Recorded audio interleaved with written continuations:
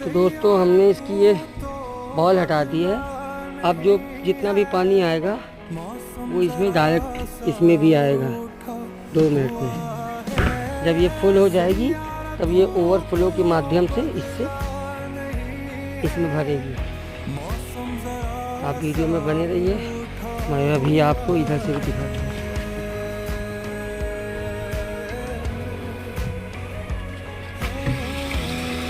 तो अभी फुल हुई नहीं है, फुल होने में इसको 2 से 3 मिनट लगेंगे।